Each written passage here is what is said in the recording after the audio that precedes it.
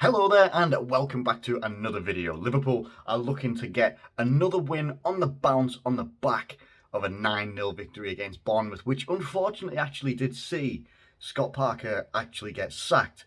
And I don't think it was actually really the result that was the cause of his sacking. I actually think it was more the comments that he made afterwards, after the game and stuff like that, saying that they were ill-equipped and they weren't ready for this level of competition and stuff like that. And they've faced some difficult teams. They won against Aston Villa, and then I think they faced Arsenal and Man City, whichever order that was. Then they faced us.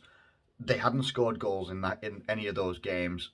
They're tough teams to go against, but as I say, when I look at like Ralph Hasenhüttl at Southampton, I think has he had 2 9-0s against him from different teams? I can't remember, but he's always taken that blame himself. Scott Parker, in this instance, sort of took some of that blame and didn't also take some of that blame as well, and really sort of laid the foundations of the blame at probably the owners and the people that ran the club, and they've just gone, get out, essentially.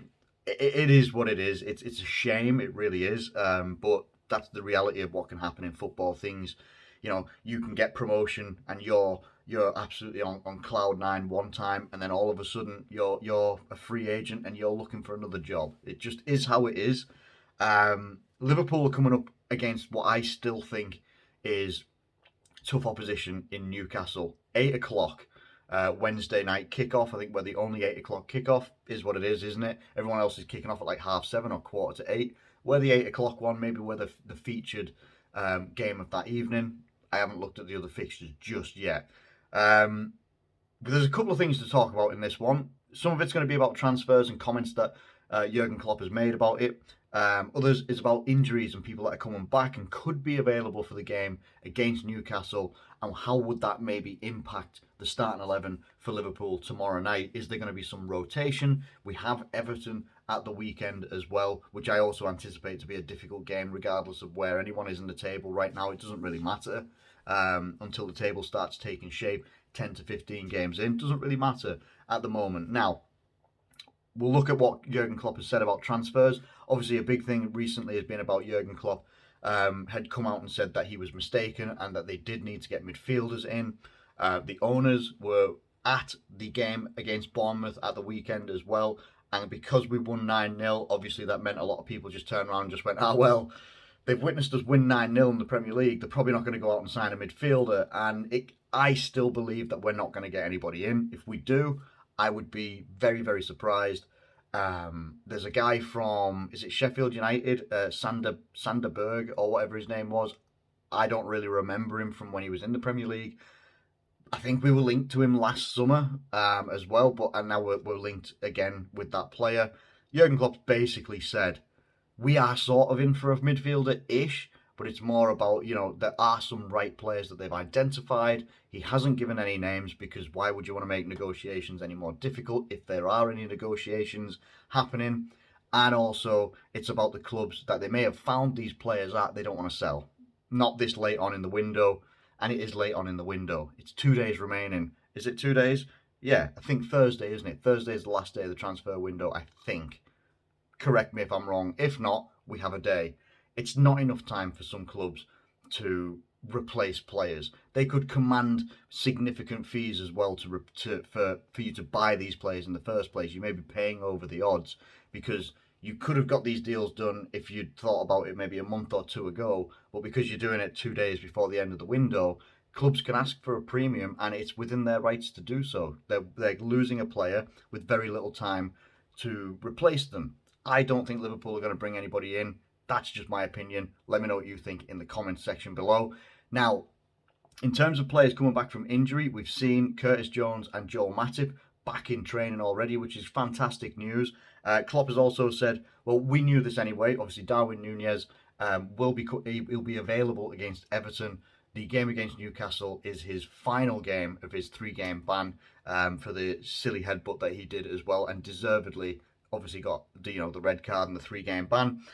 He then talked about Jota. He could probably train from Thursday this week. Thiago a little bit later on, and they'll see what happens there. Calvin Ramsey's getting a bit closer, and Queve Kelleher I saw walking outside for normal goalkeeper training and stuff like that as well. So he looks like he could be also, ready to get himself back in the mixer for Liverpool as well, which is just positive. Like he said, there's light at the end of the tunnel in terms of players coming back. Obviously, there's nothing there about any other players. He hasn't mentioned other players that are missing at the moment. So it is what it is at this moment in time. Now, with Joel Matip and Curtis Jones available, or what sounds like they're available, I imagine both of those players would be starting on the bench for Liverpool. Now, in terms of the starting 11,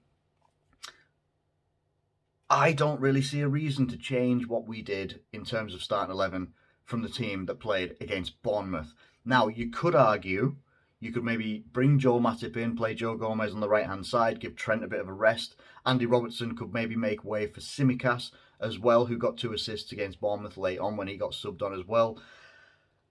I'm inclined to keep the same team. I think literally the only player that I might change, and not because it's like, he's performed poorly or anything like that, but just to maybe change it up and give the guy a rest, and then he's ready for Everton as well. Like give him, like as much rest as we can, because we've got so many games that are going to be coming up this, before the World Cup. I think including the Newcastle game, we've got like 19 games before the World Cup starts. And that's a frantic amount of games as well. And I do believe that encompasses the Champions League starting as well. So there's going to be lots of games, different competitions happening. Maybe we could have Andy Robertson starting on the bench and Tsimikas starting from the off in this game. A lot of people are calling for it. I think, regardless of who you choose, I think they would both merit starting, whether it's Andy Robertson or Tsimikas. I think it'd be quite nice, like, to see Tsimikas start a game and see what, we know what he can do from the start of the game. We saw it a lot last season when I think at the start of the season, Andy Robertson was injured for a few games and Tsimikas stepped in and he was very, very good for us as well. It's unfortunate that he's got someone. It's like it's a blessing and a curse in a way. He's got someone like Andy Robertson in front of him who's obviously quality. But because of that quality, Tsimikas' game time he doesn't get as much as he probably deserves to. If you know what I mean. It's not like where we've got someone we don't know what Calvin Ramsey's going to bring to us at right back. Obviously, he's been injured during pre-season and he's only just starting to come back now. But Trent doesn't have that at right back. Like, maybe you could have said if we kept Nico Williams, he might have had a bit more competition at right back, but at the moment he doesn't, and that's just a fact of how it is at the moment for Tsimikas. But I wouldn't mind seeing Tsimikas start at left back. Let me know what you think of that one. The rest of it basically speaks for itself. Alisson in goal, Van Dijk, Joe Gomez, Trent Alexander-Arnold, Fabinho is a must, absolute must, especially after the Bournemouth game. I don't care what people say about the team. Regardless of who is missing or available for Newcastle, Fabinho's got to be in there for us. Jordan Henderson, Harvey Elliott, it definitely has to be Harvey Elliott as well. I would love to be seeing Carvalho start as well. I don't know whether we will. Maybe it's going to be a case of one or the other for a little bit. Maybe you see Harvey Elliott play or you see Carvalho play. I'm not entirely sure how that's going to work out. I think for me it has to be Harvey Elliott in midfield, and then you'll have Salah, Firmino, and Luis Diaz from the start as well. And I think that's. I don't. There's a thing about, like, if you don't change a winning team, and that was a very, very winning team against Bournemouth. Now you can obviously turn around and say, well, the quality of opposition that we came up against in Bournemouth wasn't the best. And yeah, you could absolutely say that, to beat a team 9-0 and not really feel a great deal of trouble from them. It does show that maybe that Bournemouth aren't on that level, and they're probably not even on the level that Newcastle are at the moment. But still, I think that that's a very, very strong team from Liverpool to be able to play. With a little bit of rotation, there could be other bits of rotation in there as well. Other players, maybe Curtis Jones does come into midfield for someone else. Could he come in for Jordan Henderson? Could Jordan Henderson go on the bench, and maybe you do go with Carvalho and Elliott in the midfield as well? It becomes very attacking then with only Fabinho as your primary defensive-minded midfielder in there as well, and could become a little bit difficult. But then there could also be something that goes in our favour in the fact that it is rumoured. I don't know if it's confirmed, so I'm just going to err on the side of caution at the moment, that Bruno Guimaraes, I think that's how you say his name, and Alan Saint-Maximin will apparently be joining Callum Wilson on the injury bench, on the injury list for now, because of hamstring issues. Now, this could be something that gets cleared up, maybe the day of the game or something like that. Maybe they do a late fitness test or something. One of these players could maybe be available, or maybe they won't be. We don't entirely know. In terms of that, then, if they are, if they are going to be missing those players, they will still have some good players in there as well. And I think it also mainly comes down to maybe they don't have that quality of player in a Saint Maximin like you saw against. Well, I watched the game against Wolves, and that volley that he scored was absolutely fantastic. But then he went and does a last minute, absolutely bombing run and seems to pull his hamstring as well. It seems to be the only thing that holds Saint Maximin back is he's got a little bit of storage about him in his terms of his injuries and that. Or as one of my mates said, he would be absolutely world class if he wasn't made of breadsticks. And it was funny, and I'm like, but I get what you mean, because Saint Maximin clearly is a very, very skillful player. He's got a good pass on him. He's got good pace on him. He's got a good cross on him as well, trickery, and when he wants to, he's got a very good shot on him as well, as we saw at the weekend against Wolves. On the volley, put it in the bottom corner, on the volley, incredible technique, incredible player, but he's very injury prone. And, with Callum Wilson being missing as well, it means that they could be starting with the likes of Ryan Fraser, Chris Wood, Almiron as well. Joe Linton, who is good in midfield for these lot. Obviously, he was a forward at Hoffenheim, from what I remember. Came in at Newcastle, he was played as a forward, and it looked like he was a flop.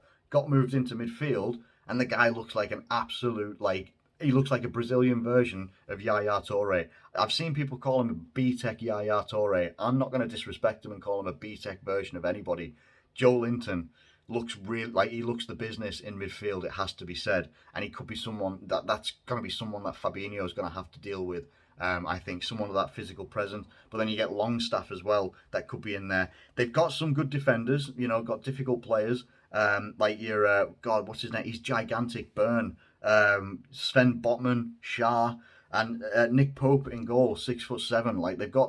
They've got good players, and they've got a good system, and they've got a good coach. I've rated Eddie Howe for quite a while. The job he did at Bournemouth is probably quite underrated because eventually they did get relegated. But the budgets and the things that he had to work with at Bournemouth, he did an incredible job that I don't think many would have been able to do. He's a very good tactician. The way he sets his teams up, of being able to compete against bigger teams and stuff like that as well. I mean, God, that game against Man City, that's what made me really sit up and just be like, Newcastle could be the business. Yes, they're going to be missing some key players, and that should be something that we should be looking as Liverpool to take advantage of, to hopefully put Newcastle to the sword. But I don't think it's going to be easy, especially when you consider how we started the season, obviously against Fulham, against Crystal Palace, against Manchester United as well. Yes, we got that 9-0 against Bournemouth, and that's got us all riding a bit of a wave of positivity. But for me, I'm still feeling cautious, because you take that 9-0 and you want to build on it. Not saying that we're going to go out there and do another 9-0. Absolutely not. But you want to see that the fact that, all right, we've learned from a very, very slow start this season.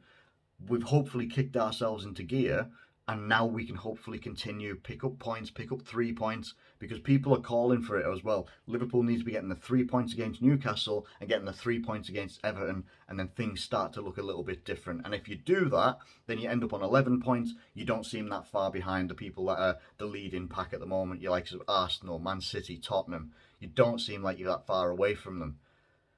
The flip side of that is, if you don't get good results at Newcastle and Everton, then things start to, sort of come in again. The negativity starts to come in again. You start to look at the inactivity in the transfer window in terms of bringing in a fresh midfielder, someone else to give us better depth in that area as well. And this whole situation, I've not looked into it properly because I just simply haven't had time. But this whole Naby Keita situation seems to be heating up to the fact that the player is very unsettled and does not want to be here. I'm very much of the mind, if people don't want to be at Liverpool, or if they don't want to be at any club, that player, no matter what they're capable of, should leave the club, because they're going to become maybe a bit of a negative influence. I don't think that that would be allowed to happen at Liverpool, especially when you're strong characters like your Virgil van Dijk's, Jordan Henderson as captain, James Milner as well. I don't think that would be allowed. It wouldn't fly. But if Naby Keita, for whatever reason, and if he gives his reasons, then fair play, whatever. We're in all competitions this year. If he doesn't want to be here for whatever reason, they should have been getting rid of him already. That's just my personal opinion. I like the player when he's available and when he's on form and fit and ready and available to go. And when he contributes really well, it makes the whole team a lot better as well. But if he becomes a negative influence for Liverpool, then I don't want any of that. Any player that doesn't want to be here, don't be here. That's my personal opinion on that one. So the starting lineup for me: Alisson, Trent, Gomez, Van Dijk. For me, I think I'd go with Tsimikas in this one. Then we've got to go with Fabinho, Henderson, Elliott in midfield, Salah, Firmino, and Diaz. I just don't think that you change much of this team. And then I think you could pretty much go with a similar sort of team as long as everyone's fit and available. You could go with a similar sort of team, and then next week when we go against Everton, we've got different options that should hopefully be coming back in. Like Darwin will be available. Hopefully he doesn't get a red. Well, Richarlison's not at Everton, so hopefully there won't be any red cards in that game there. God, fingers crossed. Touch wood. Jota sounds like he could be available on the bench in that game. Players are going to start coming back. Maybe Thiago, looks like he could be coming back at some point pretty soon as well. Things start to look a little bit better for us as long as nobody else from our team ends up going out injured or anything like that. Anyway, that's my personal opinion. In terms of a result, can we get a clean sheet against Newcastle? I think we can, but we need to be very, very careful. Even take out Callum Wilson, Almiron, not Almiron, Saint Maximin, and you replace them with your likes of Chris Wood, Almiron, Ryan Fraser, those types of players. They're still quick players. They're maybe not as quick as the guys that I previously mentioned that aren't available, but they're still going to present dangers because we will invite that danger on us with the fact that we will most likely look to control the possession, control the game, maybe have the majority of the possession, maybe 50, 60, 70% possession or something like that, around that sort of realm. But by doing that, what tends to happen, the more possession that we have, the higher up we push. And if we get caught by any of these guys, then it's down to Alisson. And to put it on one man to save you, it's very, very difficult. And if we get caught on the counter, you could see similar things happen that have happened in previous games this season already. And I don't want to see that happen, and I hope that doesn't happen. But that's the reality of a Liverpool team. I'm going to go for a very, very boring 2-1 victory for Liverpool, purely because A, I believe that we can get the victory, B, we need the points, and C, Newcastle will be missing some key players as well. But I expect to still meet a very dangerous Newcastle team anyway. Thank you ever so much for watching this video. Please get your thoughts and comments in the comment section below. Do take care of yourselves. I hope you guys are having a wonderful time this week, and I hope you're taking care of yourselves, just as I said before anyway. Thank you ever so much for watching. Please do feel free to hit that subscribe button and the like button as well if you've liked what you've heard today. And feel free to contribute anything in the comment section below, as long as it's nice and civil in some ways. Anyway, thank you ever so much for watching. Do take care of yourselves, and I'll catch you later.